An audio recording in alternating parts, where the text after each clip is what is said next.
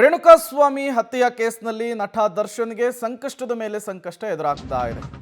ಇದೇ ವಿಚಾರಕ್ಕೆ ಸಂಬಂಧಪಟ್ಟಂತೆ ಸಹೋದರ ದಿನಕರ್ ನಿರ್ದೇಶನದ ರಾಯಲ್ ಸಿನಿಮಾದ ವಿಚಾರಕ್ಕೆ ಸಂಬಂಧಪಟ್ಟಂತೆ ತಾಯಿ, ಪತ್ನಿ, ಸಹೋದರಿಯ ಜೊತೆಗೆ ಸಿನಿಮಾವನ್ನು ನೋಡಿದ್ದಾರೆ ದರ್ಶನ್. ಬಿಡುಗಡೆಗೂ ಮುನ್ನ ಥಿಯೇಟರ್ನಲ್ಲಿಯೇ ಸಿನಿಮಾ ವೀಕ್ಷಣೆ. ಜನವರಿ 24ಕ್ಕೆ ರಾಜ್ಯಾದ್ಯಂತ ಬಿಡುಗಡೆಯಾಗ್ತಾ ಇದೆ ದಿನಕರ್ ನಿರ್ದೇಶನದ ರಾಯಲ್ ಸಿನಿಮಾ. ಸಹೋದರ ದಿನಕರ್ ನಿರ್ದೇಶನದ ರಾಯಲ್ ಸಿನಿಮಾವನ್ನ ನಟ ದರ್ಶನ್ ವೀಕ್ಷಿಸಿದ್ದಾರೆ. ತಾಯಿ ಮತ್ತು ಪತ್ನಿಯ ಜೊತೆಗೆ ಸಿನಿಮಾವನ್ನ ವೀಕ್ಷಣೆ ಮಾಡಿರುವಂಥದ್ದು ಫೋಟೋವನ್ನು ನೀವು ಕೂಡ ಗಮನಿಸ್ತಾ ಇದ್ದೀರಿ. ನಟ ದರ್ಶನ್ ಈಗಾಗಲೇ ಜಾಮೀನನ್ನು ಪಡೆದು ಹೊರಬಂದಿದ್ದಾರೆ.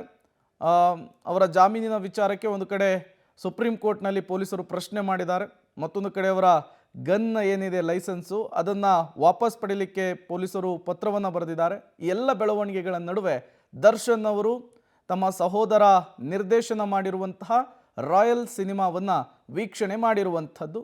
ತಾಯಿ ಮೀನಾ ಅವರು ಕೂಡ ಜೊತೆಗಿರೋದನ್ನು ಗಮನಿಸ್ತಾ ಇದ್ದೀರಿ, ಜೊತೆಗೆ ಸಹೋದರ ದಿನಕರ್ ಇರೋದನ್ನು ಕೂಡ ಗಮನಿಸ್ತಾ ಇದ್ದೀರಿ. ಜೊತೆಗೆ ಪತ್ನಿ ವಿಜಯಲಕ್ಷ್ಮಿ ಅವರು ಕೂಡ ಎಲ್ಲರೊಟ್ಟಿಗೆ ಈಗ ದರ್ಶನ್ ಸಿನಿಮಾವನ್ನು ವೀಕ್ಷಣೆ ಮಾಡಿದ್ದಾರೆ ಅನ್ನೋದು ಗೊತ್ತಾಗ್ತಾ ಇದೆ. ಇನ್ನು ದರ್ಶನ್ ಅವರ ಈ ಗನ್ನನ್ನು ವಶಕ್ಕೆ ಪಡೆದುಕೊಳ್ಳುವಂತಹ ವಿಚಾರಕ್ಕೆ ಸಂಬಂಧಪಟ್ಟಂತೆ ಬೆಂಗಳೂರು ಪೊಲೀಸ್ ಕಮಿಷನರ್ ಮಾತನಾಡಿದ್ದಾರೆ.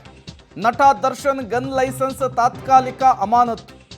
ದರ್ಶನ್ ಅಪರಾಧ ಕೃತ್ಯಗಳಲ್ಲಿ ಭಾಗಿಯಾಗಿದ್ರು, ಹಾಗಾಗಿ ದರ್ಶನ್ ಗನ್ ಲೈಸೆನ್ಸ್ ಅನ್ನ ತಾತ್ಕಾಲಿಕವಾಗಿ ಅಮಾನತಿನಲ್ಲಿಡಲಾಗಿದೆ. ಬೆಂಗಳೂರು ಪೊಲೀಸ್ ಕಮಿಷನರ್ ದಯಾನಂದ್ ಅವರು ಈ ವಿಚಾರಕ್ಕೆ ಸಂಬಂಧಪಟ್ಟಂತೆ ಮಾಹಿತಿ ಕೊಟ್ಟಿದ್ದಾರೆ. ದರ್ಶನ್ ಗನ್ ಸಂಬಂಧ ನೋಟಿಸ್ ಕೊಟ್ಟಿದ್ರು ಆರ್ ನಗರ ಪೊಲೀಸರು. ಇದೇ ವಿಚಾರಕ್ಕೆ ಸಂಬಂಧಪಟ್ಟಂತೆ ಈಗ ಬೆಂಗಳೂರು ಪೊಲೀಸ್ ಕಮಿಷನರ್ ಕೂಡ ಮಾತನಾಡಿದ್ದಾರೆ.